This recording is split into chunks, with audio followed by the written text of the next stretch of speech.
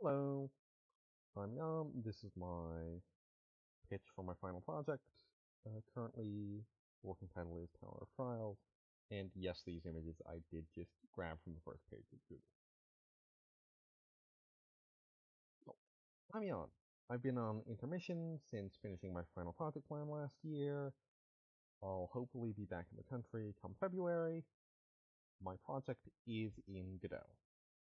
I started it at the beginning of the last school year, essentially, and it's a lot easier to work in 2D in Godot as compared to Unreal, and Godot is just a lot more beginner friendly or new user friendly than Unity is. So I love talking about my project. If you're curious about it, have ideas or suggestions, or basically anything else, just shoot me a message and I'll chat your ear off about it.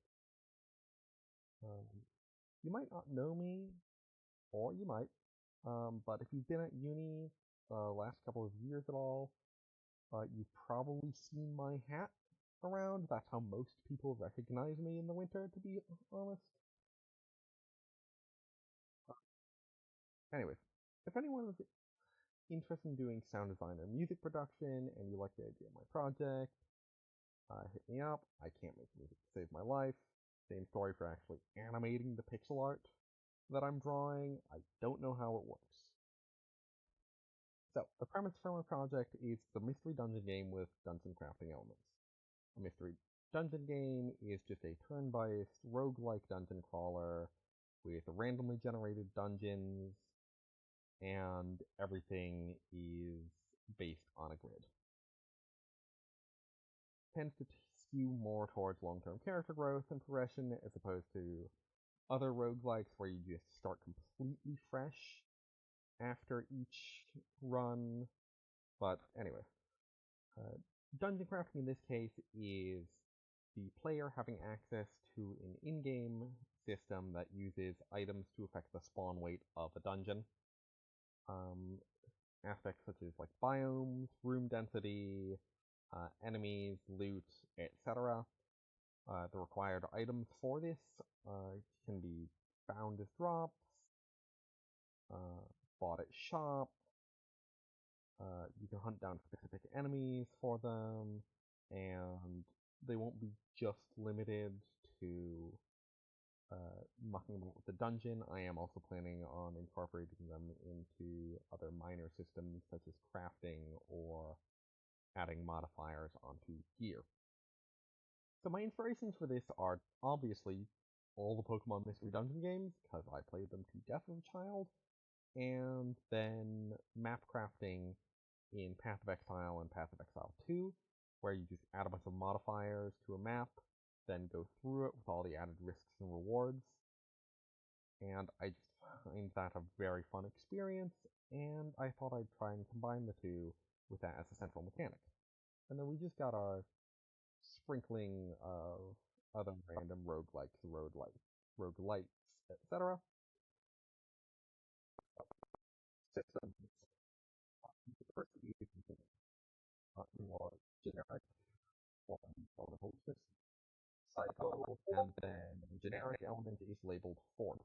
It's your basic damage, essentially. Tile rarities go from basic, rare, and unique.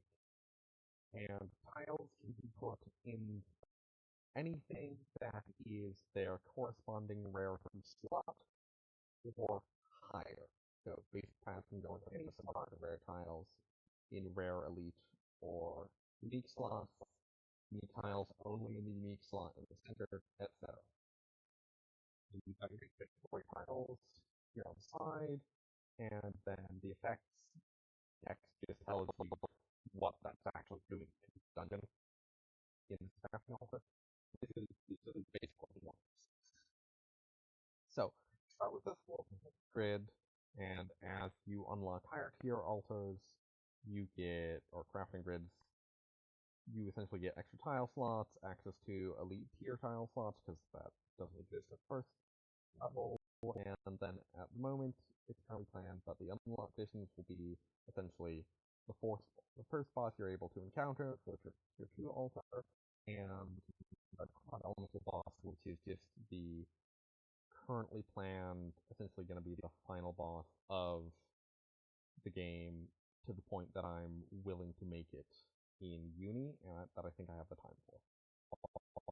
And that basically just adds a lot more rare slots, so you can stuff more stuff into it. For the rest of dungeon crafting, the most important bit is tower recipes. I am going to have these embedded in the world via environmental storytelling, mostly in places like safe rooms, rest areas, midpoints of dungeons, etc.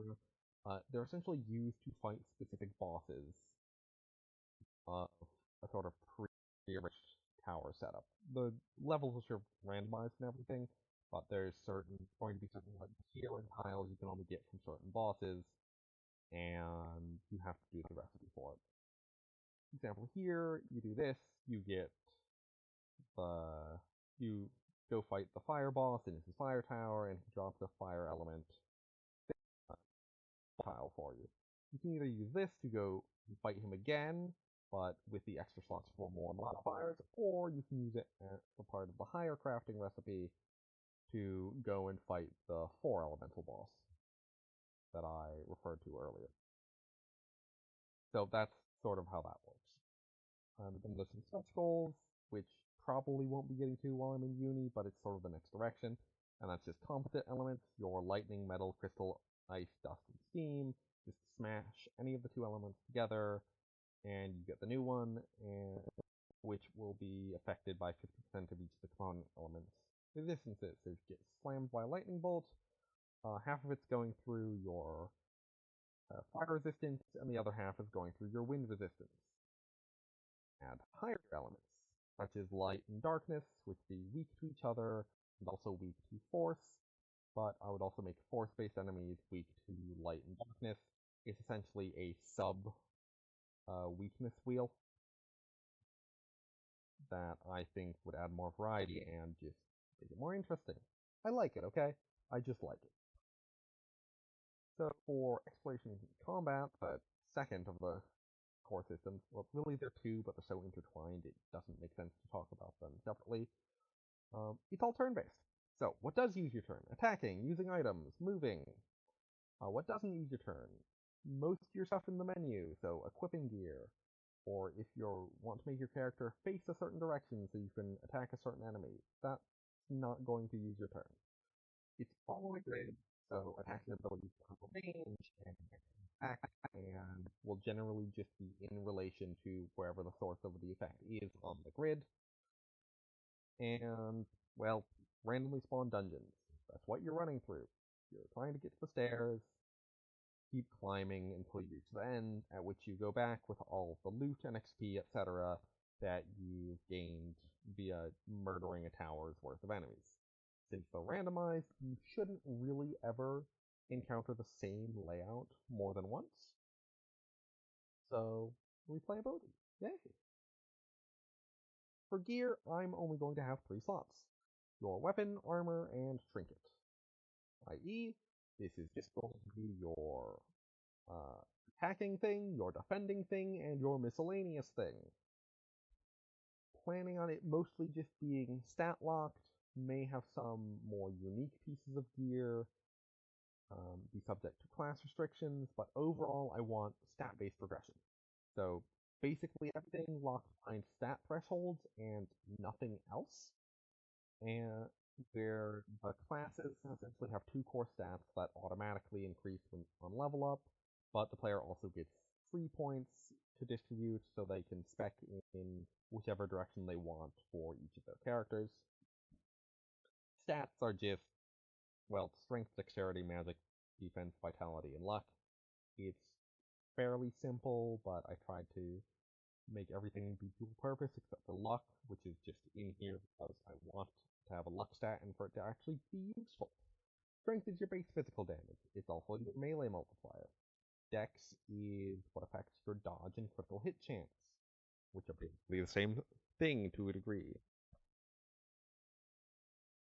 It's also your ranged damage multiplier. Magic is your base magical defense. It also serves as 50%. Magic is your base magical damage. It's also 50% of your base magical defense. while the defense stat is 100% of your physical base defense and the other 50% of your magical base defense, and will serve as the multiplier for both of them.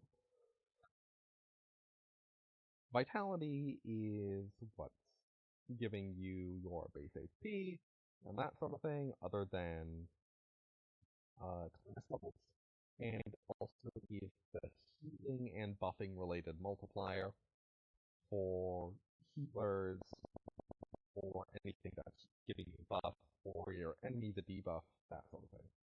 Like a negative outcomes, because that's how it works. This is just all a concept that I looked from a sketchbook and a sort of mock-up of how it might be if it was more hit meter. With like attacks here, or just have multiple pages where it's one's your stats, one's your attacks, one's your inventory, that sort of thing. So there is going to be party mechanic, mostly because you're going to have up to 4 characters enter a dungeon at a time. Basically, you'll designate one as a leader, and the other 3 will follow your leader character that you're controlling directly around, and fight things that come into range or attack. I'm also going to be making it so that if you want, you can manually control your followers in combat and whatnot, just so that you can optimize if you wish, but if you want to be lazy, just let them follow and do your thing. Attack abilities, they've got radius or length. They've got an area effect, which is just going to be, am I targeting a specific tile? Am I targeting up to X tile? Is it a line that just goes until it hits a wall and hits everything in that line? Is it a cone effect? Is it a circle around the player? That sort of thing. Valid targets, self, so whatever's casting the thing, allies, enemies, or just hitting everything on screen at once. Obviously, everything's going to have an affinity for said damage calculations. The way to get players to continue going up the tower and not just staying in one place for too long. Pokemon does this with a hunger mechanic. I've never been a big fan of the hunger mechanic, so I think I'm going to go a route where after a certain amount of moves on more, I am just going to keep increasing the mob spawn rate while simultaneously decreasing the XP gain and the number of drops, eventually just resulting in pointless level characters. Basically, there shouldn't be any benefit to staying there, so you'll eventually either die or be forced to continue traveling. System. Stuff that's not directly core and absolutely must-have for the basic game loop. Stuff like having a home base, a hub area, where your team saves. That's like save point. Stretch goal, much like competent elements, would be to make your home base gradable or customizable. In the hub, there are shops for consumables, gear, or crafting tiles, or lock boxes you find in the dungeon that just sit there and take up inventory space. I forgot to put a bank on this list. There's going to be a bank. And then for NPCs, more will show up as you unlock shops, as you do more and the rest of the game. And I'm playing as people listed in the dialogue, because I think that'd be cool. Again, pulled from my sketchbook. God knows, might have been. It's been at least a year, maybe 2, since I joined this. Others, instead it's going to be meta progression, because I love meta progression. And it's just going to be stuff like team-wide stat buffs, debuff resistance, increased debuffs, that sort of thing. And most likely it's going to be some sort of skill tree where You just put points in, and you get points from clearing X towers, a Y tier, completing puzzles for the first time, reaching level thresholds in different classes, and maybe a whole bunch of other shit. It allows me to reward standard progress through the game and the roleplay, well as the achievements to reward experimentation and that sort of thing, which is I always love when I find it in a game, so I want to include it here.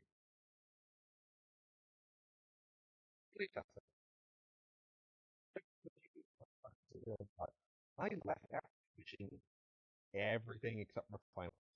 Did the project plan and everything, which means by now it's essentially just making the project and doing frequent play tests. I'm getting feedback and having people check that it's still working, especially as I've been working on it for so long that I'm at this point kind of blind to some of the issues and stuff. So that's going to be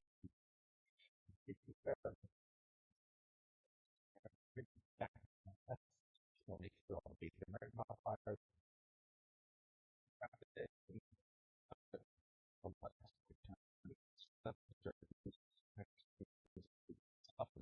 back fancy and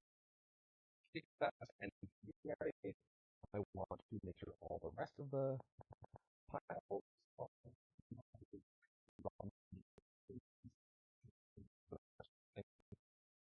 um, the creation, line, cone, circle, etc. Pointing element and testing that the crit and dodging system works as intended and isn't horribly busted and broken, and stuff like basic, hey, have a character specialized in a class, doing the stats up. Third playtest is the next.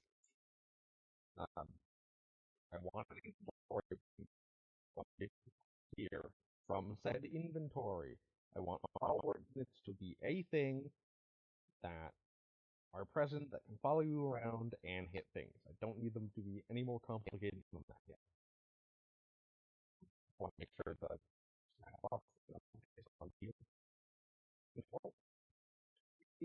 expand the pool of attacks to test, and I want loot drops to be working. So loot that spawns from dungeon, and also loot that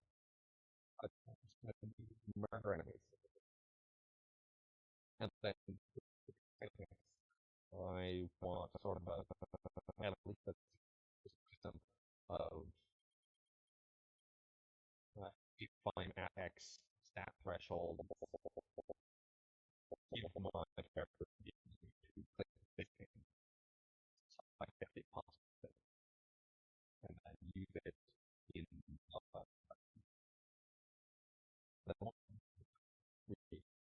that's I'm going to and then plan out the next series of lessons, essentially. Hopefully you all will help me with that, because I want this to be fun. You get to play a game. Should be fine, right? Hopefully. I know Dean's also said something about potentially playtesting with other classes. So we'll see if I can get that.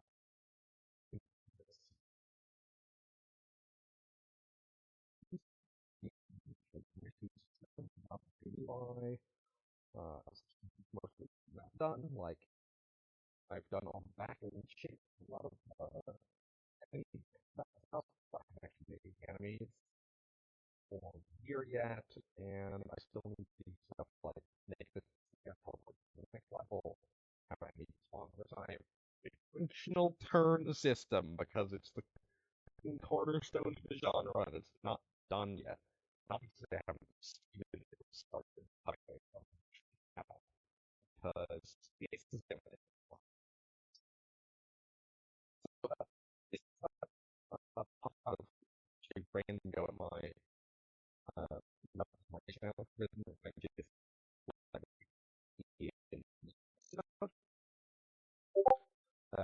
sit with auto tiling on. It's an old screenshot, but it's perfectly serviceable. It's just the speed. In this one, I've told all the rooms that they should be rounded, and I've also had a reverse one in. And it's another so I can see it that I fixed all the buttons where I didn't